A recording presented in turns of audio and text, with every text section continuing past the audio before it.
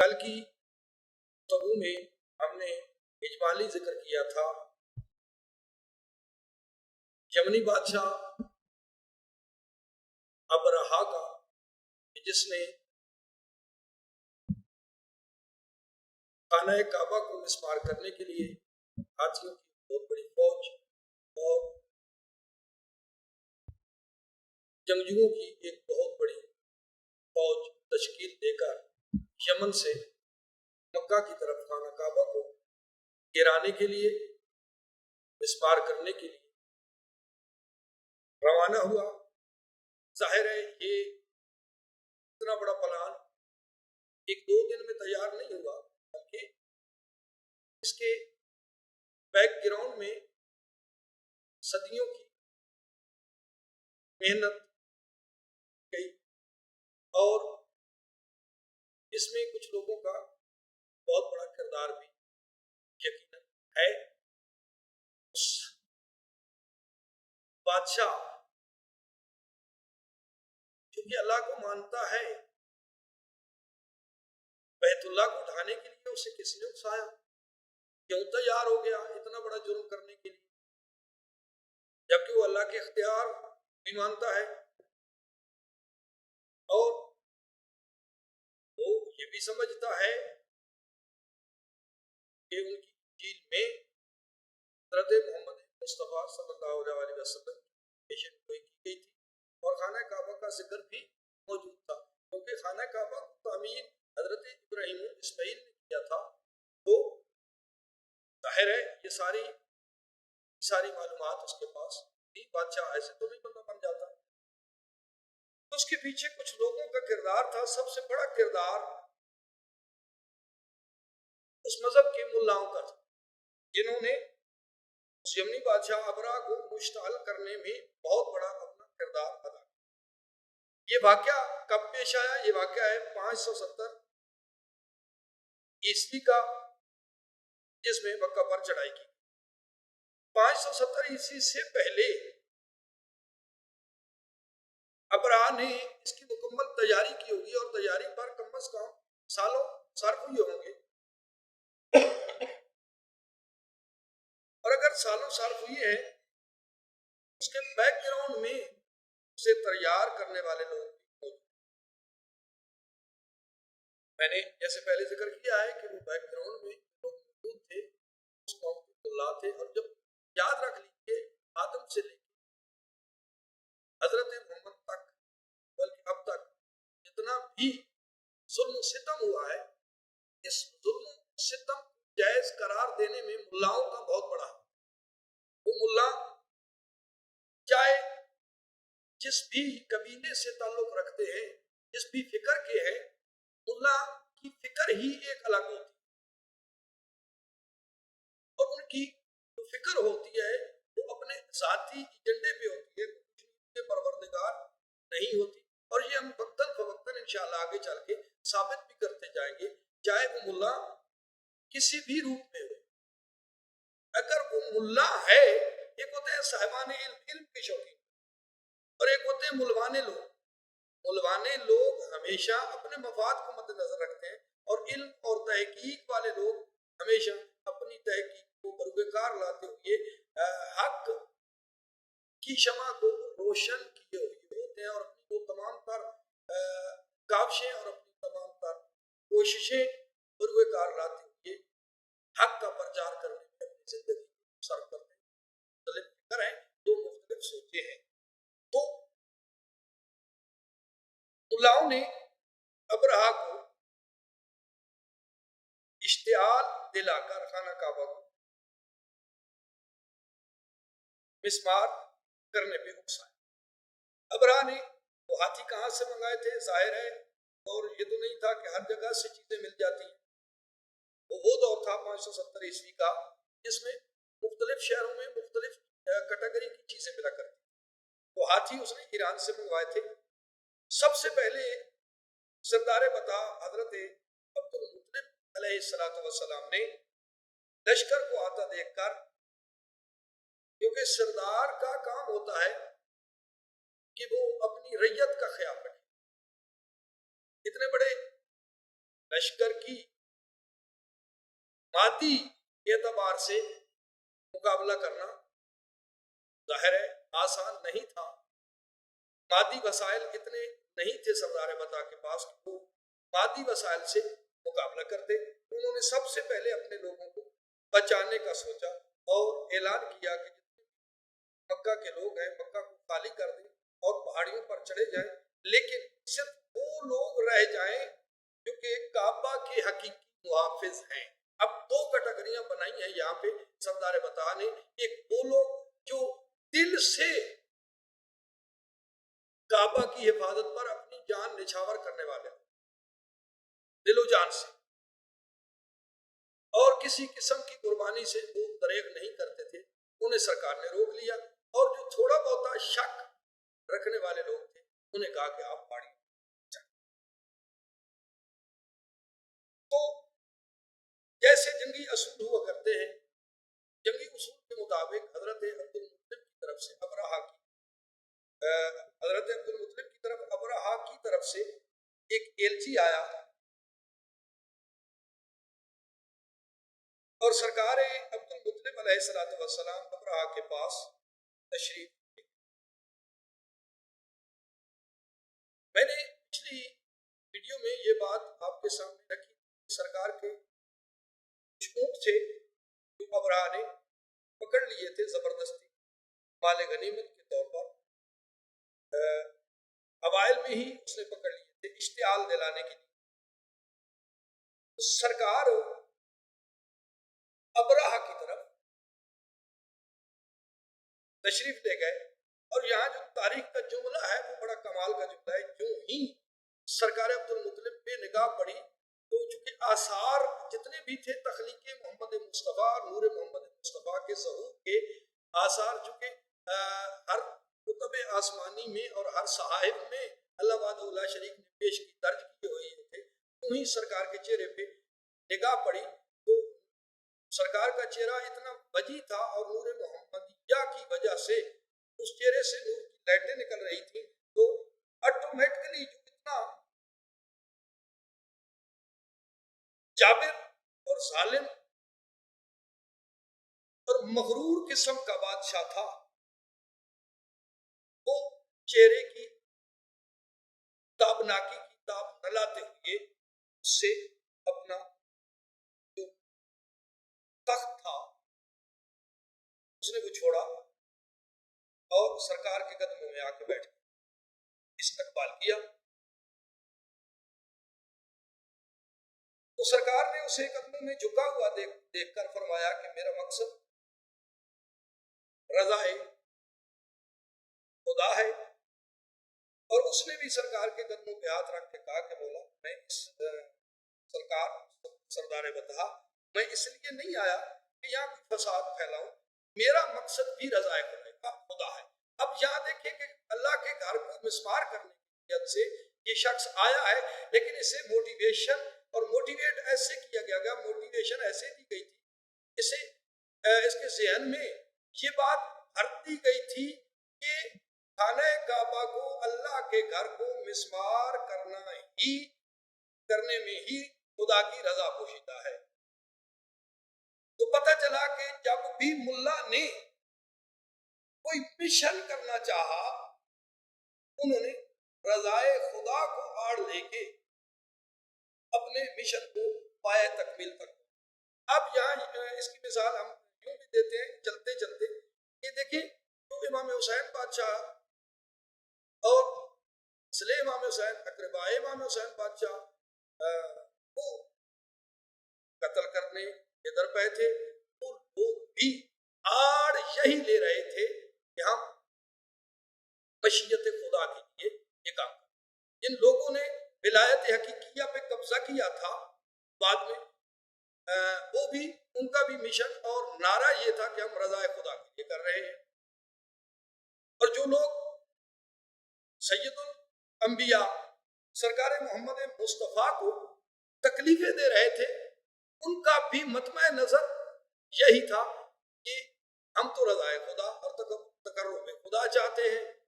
یعنی ہر شخص نے جو ظلم کیا انہوں نے خدا کی رضا کو ہی آڑ بنایا ہے۔ کہنا میں یہ چاہتا ہوں کہ یہ ساری چیزیں قوم کے نام نہاد علماء لوگوں کے دلوں میں بڑھتے تھے، لیڈر ٹائپ لوگ۔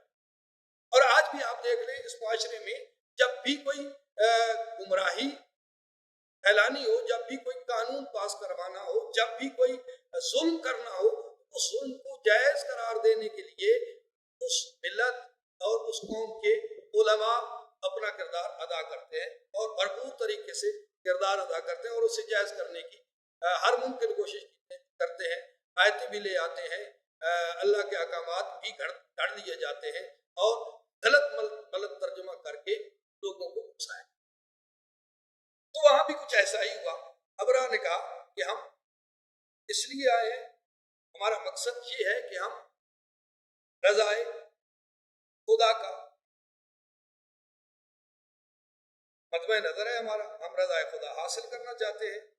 تو سرکار نے اس کا کوئی جواب نہیں دیا، بلکہ بڑی بے اعتنائی سے فرمایا کہ میرے اونٹ تیرے پاس ہیں تو اونٹ واپس کر دو۔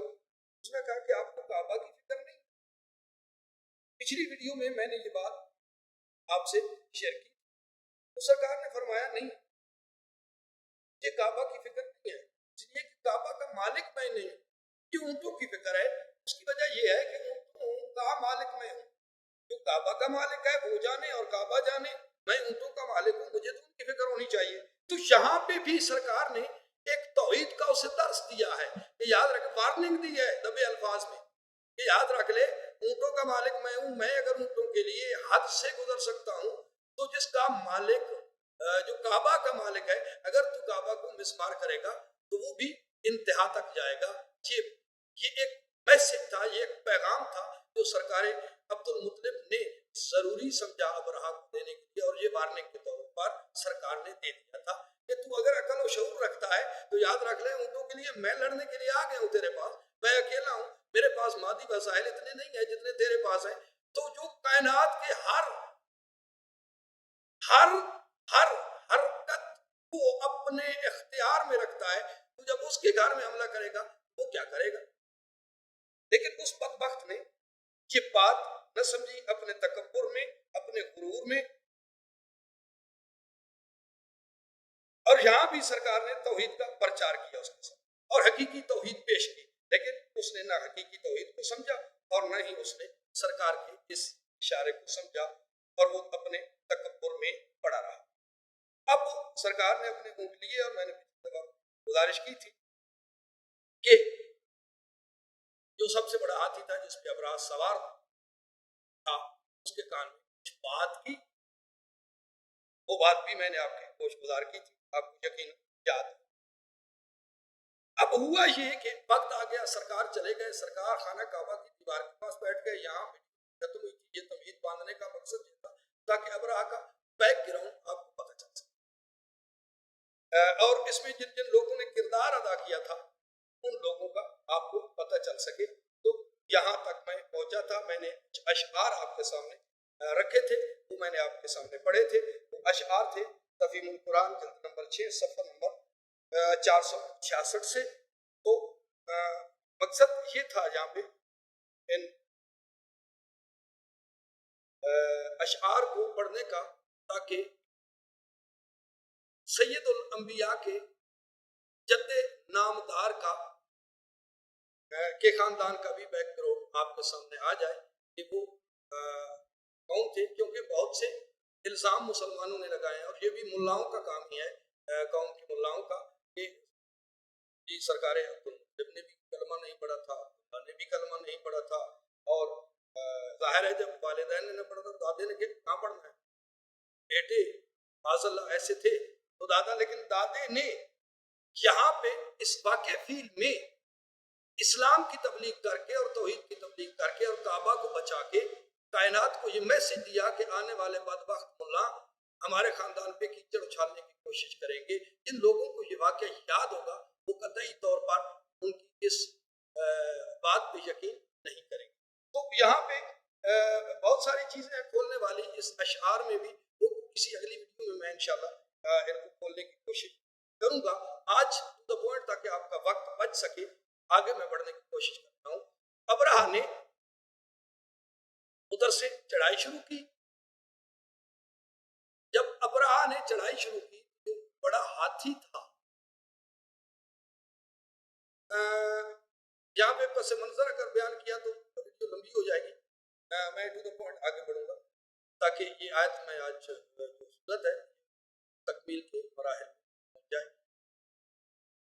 ہاتھی نے آگے بڑھنے سے کعبہ کی طرف جب اسے بڑھاتے تو وہ بیٹھ جاتا اور دوسری 3 سمتوں کی طرف اسے ہانکتے تو وہ اٹھ کے کھڑا ہو جاتا اور چل پڑتا تھا.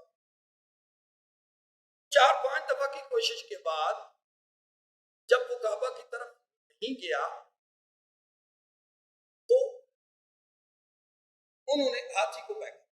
ہاتھی کی 4 ٹانگیں کاٹ دی گئی اور ہاتھی کا ظلم و ستم کیا, ہاتھی کو زخمی کیا. لیکن جب اسے پے کر دیا گیا سمندر کی طرف سے ایک سیاہ بادل آیا اور وہ بادل قریب آتا چلا گیا اور جھکا. کیوں ہی جھکا؟ وہ بادل نہیں تھا, وہ کالے رنگ کے پرندے تھے جنہیں ابابیل عربی میں کہتے ہیں. چھوٹی چڑیاں تھی. ہر ابابیل اور ہر پرندے کے پاس 3 پتھر تھے. ایک پتھر چونچ میں اور ایک پتھر ایک پنجے میں. اللہ کی فوج ابرہا کی فوج پہ ایٹم بم کی طرح برس گئی. چوں ہی ایک چھوٹی سی کنکری ہاتھی کو لگتی, ہاتھی اپنے سوار سمیت اس پر. جہاں پہ سوچنے والی بات یہ ہے کہ ایسا بنتا اس کا وجود اتنا ہی رہ جاتا جتنا کھانے کے بعد کوئی جانور اوگل کرتا ہے, جگالی کر کے اسے نکال دیتا ہے. وہ جگالی کی طرح یہ یہاں پہ ترجمہ کیا گیا ہے کہ اس میں ظاہر ہے خون بھی شامل ہوتا تھا, گیلا ہو جاتا تھا. اگر بھوس ہم کرتے ہیں تو بھوس کا معنی یہ ہوگا کہ بھوسا تو سوکھا ہوتا ہے, اس میں چونکہ خون مل جاتا تو وہ جگالی کی طرح نظر آتا, جگالی کی بھوسے کی. تو میرے محترم سامعین, لشکر خوشی ہوتی رہی, ابرہا کے لشکر کو شکست ہوتی رہی. اور جو جملہ سرکار عبد المطلب نے اوائل میں ابرہا کو کہا تھا اس پہ ابرہا نے توجہ نہ دی. اگر اس پہ توجہ دیتا اور چپ کر کے واپس چلا جاتا تو ابرہا کا یہ حال. اللہ وحدہ لا شریک نے اس آیت کو کیا خوبصورت منظر کشی کی ہے. وحدہ لا شریک نے فرمایا الم تر کیف فعل ربک باصحاب الفیل الم یجعل کیدہم فی تضلیل وارسل علیہم طیرا ابابیل وارسل علیہم طیرا ابابیل. اور میں نے ان کی طرف پرندوں کو بھیجا. کون سے پرندے؟ ابابیل پرندے. پرندے مسلط ہو جانے کے بعد ہوا کیا؟ بحجارت من سجیل ترمیہم بحجارت من سجیل. پھر ان پرندوں نے کیا کیا؟ ابابیلوں نے انہوں نے ان پر پکی بٹی پتھر فجعلہم کالصفاۃ, اور انہیں ایسی مار دی گئی کہ وہ جگالی کے لیے تیار کی ہوئی ہے بھوسے کی ہو گئے اور تباہ و برباد ہو گئے. اسی واقعہ کو مد نظر رکھتے ہوئے, یہ واقعہ سرکار رسالت سے پہلے کا بظاہر واقعہ ہے. سرکار دنیا میں ابھی تشریف نہیں لے آئے تھے, لیکن اللہ وحدہ لا شریک نے اس واقعہ کو گواہ بنا کے دنیا کائنات کے علماءوں کو یہ میسج دیا ہے. وہ کائنات کے مولوی یاد رکھ لو, جب ابرہا کا لشکر ابابیلوں سے پٹ رہا تھا تو محمد مصطفیٰ دیکھ بھی رہے تھے اور موقع پہ موجود بھی تھے, کیونکہ اللہ گواہ بنا کے کہہ رہا ہے الم تر کیف فعل ربک باصحاب الفیل. میرے حبیب میں نے ہاتھی والوں کے ساتھ کیا سلوک کیا, تم نے نہیں دیکھا؟ اللہ کا محمد کو گواہ بنانا اس بات کی دلیل ہے. جب ابرہا کا لشکر پٹوایا جا رہا تھا ابابیلوں سے, محمد مصطفیٰ موجود تھے. ہمیں مالک کائنات سے دعا ہے قرآن فہمی کی توفیق عالی نصیب فرمائے اور آپ سب کو مالک فکر کرنے کی توفیق نصیب فرمائے۔